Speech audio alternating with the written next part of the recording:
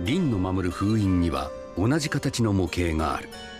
サイズは800分の1スケール、いわば模擬の封印である。フロンティアさん、この中身は？ゴキブリが2000匹閉じ込められている。世にも恐ろしい封印さ。まあいいですけど。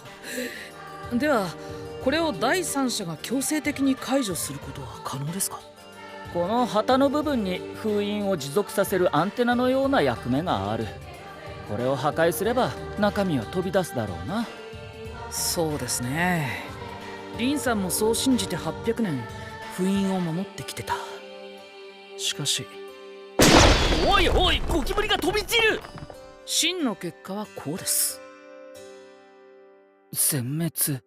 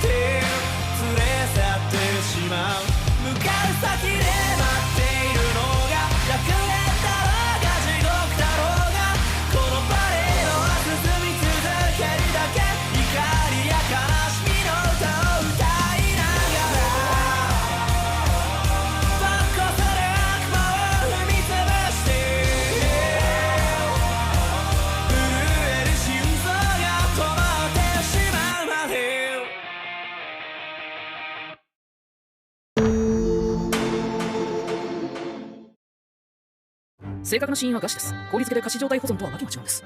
ゴキブリ捕獲器にくっついているのと変わりません。無理やり固めてるだけなので数日で死にます。これは魔族の話です。奴らでも1年は持ちません。799年前にはとっくに全滅している。ぶっちゃければ過去のイダテンは犠牲になる意味はなかった。交代で1年封印を持続させ続けるだけでよかったんですよ。でもそんな考えはリンさんにも他のイダテンにもなかった。まあ別にいいんじゃない。これで封印解除で魔族逆転の目もなくなったわけだしさ。とんでもない。このミスが魔王を生む原因となってしまったんです。今にして思えばあの博士そのものがありえなかった。人間の感情や仕草をリアルタイムで表現する機械を一体どうやって操縦していたのか。数百のスイッチやコントロールで精密に動かす。汗や瞬きに至るので操縦者にシンクロさせる。どっちも今の科学では無理です。ただ一つだけいくら複雑な操作でも問題ない方法があります。フロンティアさんもやってた思念による操作、あれならば可能です。じゃあ何かい E3 君、魔王はイダテンだと？ピサラ大将にも確認を取りましたが、僕らを見つけた方法はこの国中のカメラをハッキングしていたと。ネットにもつながっていないカメラにまで乗り込むなんてイダテン以外にできるわけがない。やっぱり細々探りを入れるより直に聞く方がいいか。あなた一体何者なんですか？なんじゃミク、わしを疑っておるのか？そうですね、とっても気になります。直に聞かれたのは初めてじゃな。魔王はイダテンと考えたらどうかしら。ポーラが当てずっぽうで言ったことが一番正解に近いですね。魔王は魔族ベースでできたイダテンだと。イダテンの発生条件は3つ。大量の生物の思念と救いを求める心、そして数百年の歳月。犠牲となったイダテンと弱り死に絶えてゆく魔族の思念、そして800年の時、封印の中だけで条件が満たされてしまった。死にゆく魔族の思念で生み出され、魔族を守り犠牲となった過去のイダテンから知能を得ている。まあええわい、好きなだけ詮索するがよい。そして分かったらぜひ教えてくれ。なんせわしも知らんのじゃからな。一度分解して再構築したため過去の記憶も非常に曖昧で、肉体も結界から出ることはできず、そのこと自体を本人も知らず思念を発し機械を通してのみ外を知るだけの存在。それが魔王の正体です。で、どうするのイースリー君。魔王の居場所が分かったんだ。やるのかやらないのか。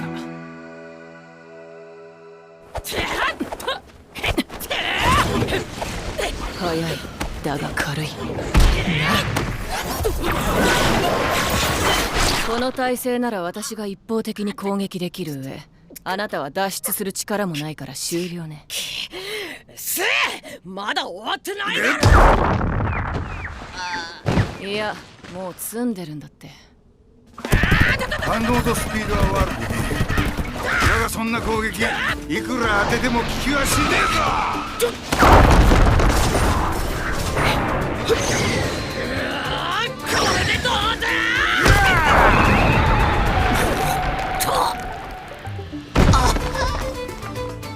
アホか。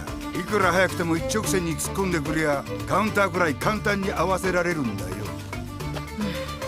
ここまでか。くそ、俺がここまで弱いとは思わなかったぜ。なんだよこの低たらか。悩んでるな少年よ。うわー、キモ、なんであんなところから出てくんだよ。そんなことより君が聞きたいのは攻撃力の上げ方ではないのかね。およろしい。では説明しよお、んだよこれ。う。見ての通り体重計さ。ほら乗ってごらん。はあ、36キロって出ましたけど、これが何か？じゃあ次に体重をゼロにしてくれるかい？こう？さすがに無音移動が得意なだけはあるね。これによって音を立てず動いたり速さを増したり壁や天井に立つことができる。ならば攻撃力を上げる場合は逆に重くなればいい。ご覧のようにイダテンは質量保存や空気抵抗などの物理法則を無視できる。戦闘中はゼロに近い質量で加速して攻撃を叩き込む瞬間だけ何トンもの重さにする。実に簡単だ。イダテンなら体重を軽くすることは誰でもできる。無音移動が苦手な隼人でも 1,2 キロにまでは落とせる。だが重くなるのは話が別である。自分のベースをはるかに上回る質量となるには自身から武器を取り出すことに匹敵するレベルのイメージ力が必要である。数トン単位で変わろうとしたら何百年もかかるけど、数百キロ程度なら数年、数十キロなら数週間、習得が早ければ今日明日中にできる。ポーラならある程度は今すぐできるはずだ。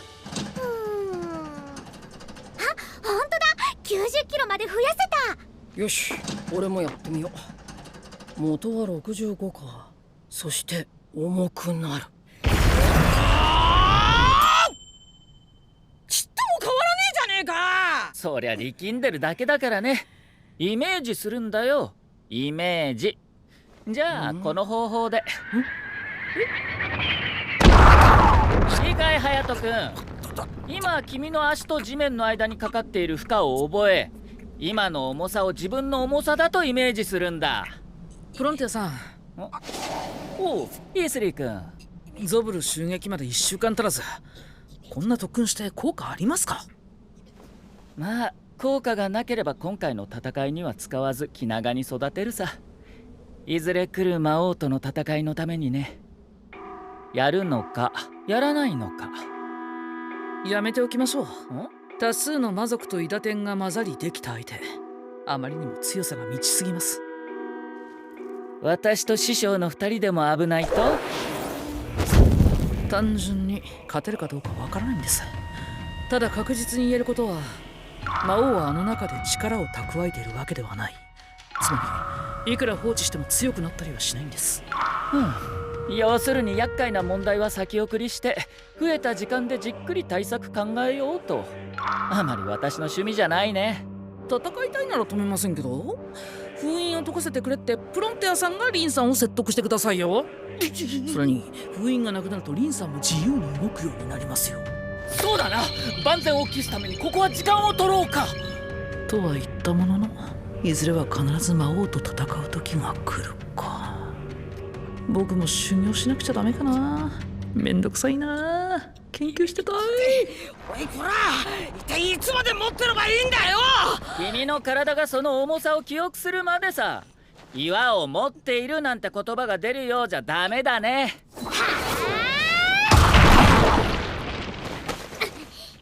じゃあ次は重量増やして撃ってみな。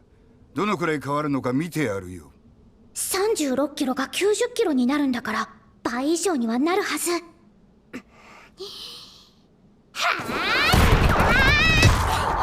確かに重みは出たがよ、代わりにスピードが死んでたぜ。本当に当てる瞬間以外は重くなっちゃいけねえみてえだな。それってものすごく難しいんだけど。ポーラみたいに重量化はできても一瞬のタイミングで変えることは難しい。ましてや実戦で使えるようになるのは気が遠くなるほど先だ。まったく最初からできないの分かっててやってるなこの人は。いつになったら俺がわかんねえんだよ。おいクサラ大将、もう一度俺と勝負しろ。それは別に構わんが。やれやれ、こらえ性のない子だね。まああの様子だと何も変わってないな。前回の反省もなさそうだ。あの岩みてえに肉体を重く。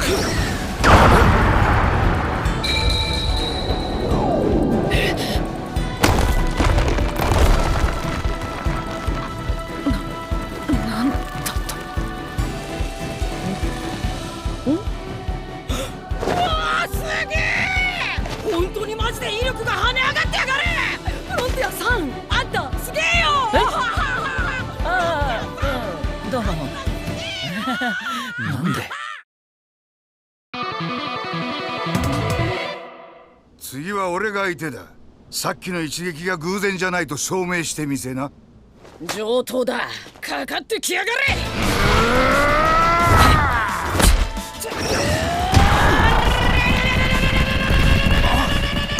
これは扱いの難しい連打も使いこなしている。こいつやはり天才か。わかりました。ひょっとして隼人元の体重まで戻して打ったことがなかったんじゃないですか。え？まあある意味好都合かもしれませんね。錯覚して本当に体重を上げることもできるかも。フロンティアさん。ああ、そうだね。おいおい、冗談じゃない。じゃあ何？今までの攻撃は数キロの状態で打ってただけ？それはつまり80年でこの強さまで到達していたということか。そっちの方が信じられないぞ。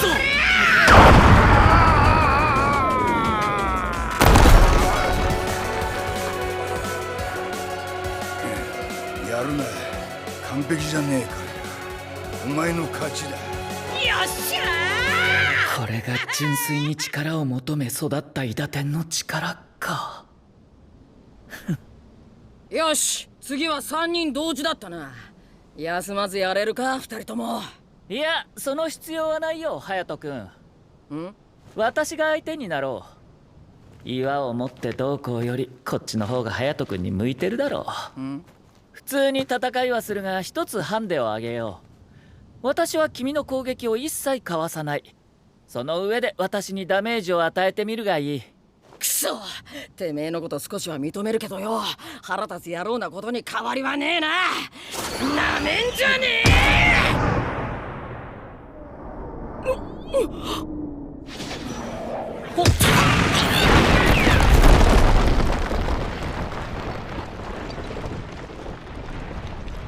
くそ、やっぱあいつに勝てるほど甘くはねえか。化け物め。なんという強さだ。我々はこんな相手と戦う気だったのか。今更ながら恐ろしい。ピサラ姉ちゃん、そろそろ定時連絡の時間だけどどうしようか。選択肢は2つだな。このまま黙っているか、嘘の報告で時間を稼ぐか。だが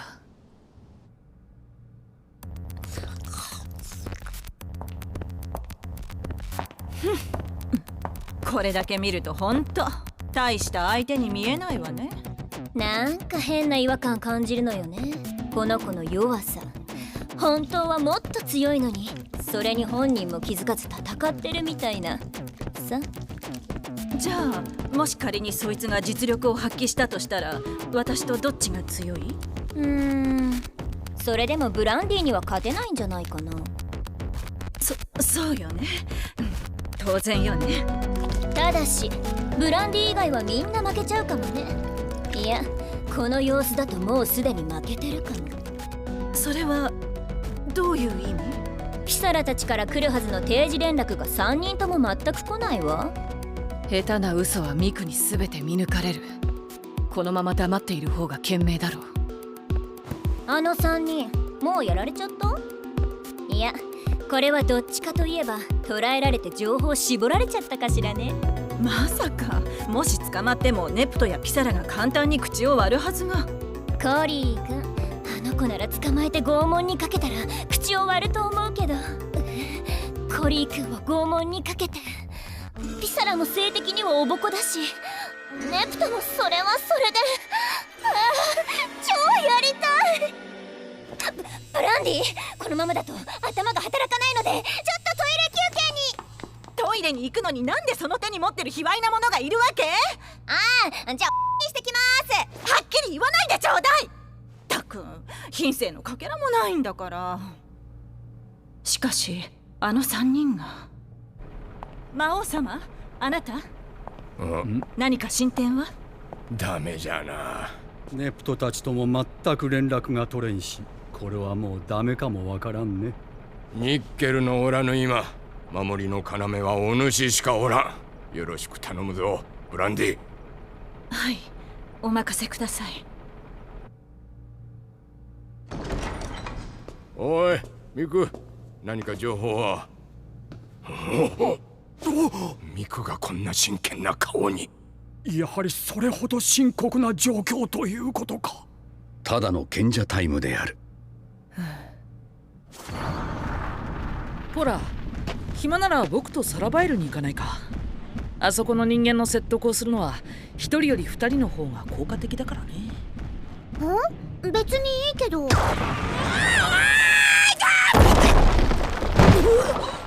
くそ、いくら殴っても効く気配もありゃしねえ。そうだ、隼人、重量上げる以外にさ、もう一つ簡単に攻撃力上げる方法あるよ。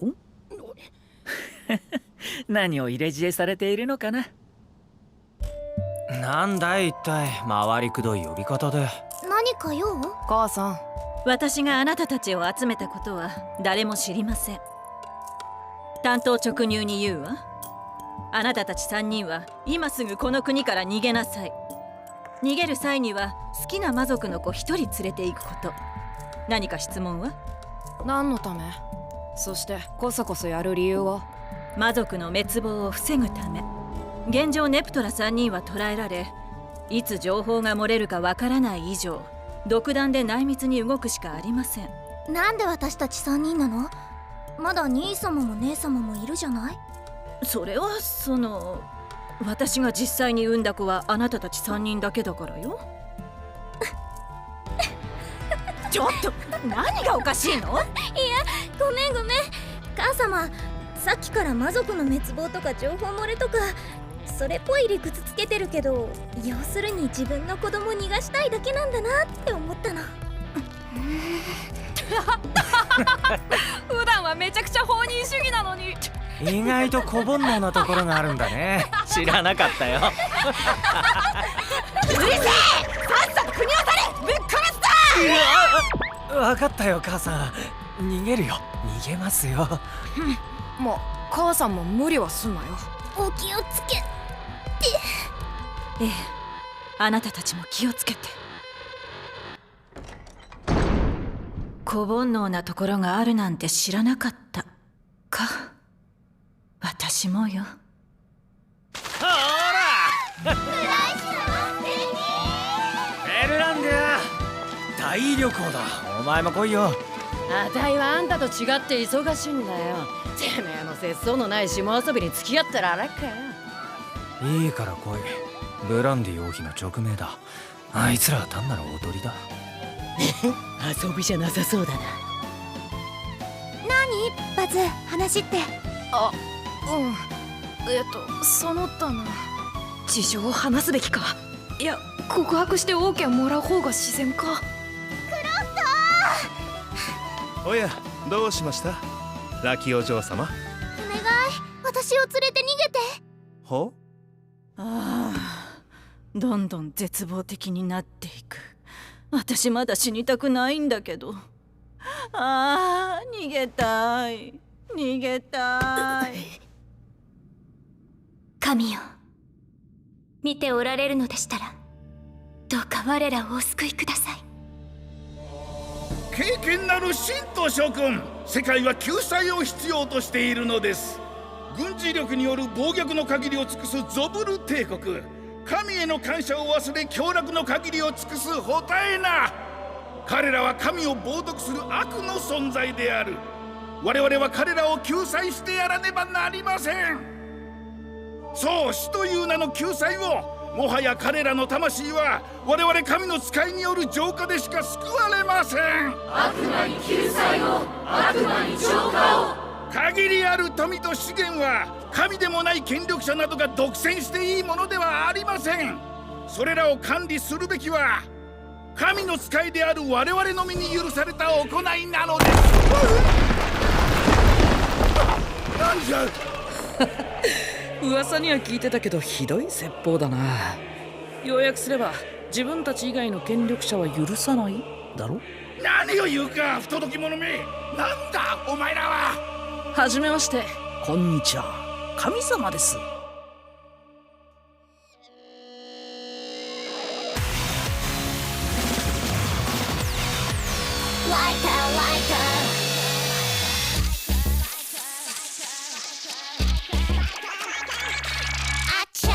Don't miss it, don't do the feeling. So let them better, better, show a little cookie. Let's hear.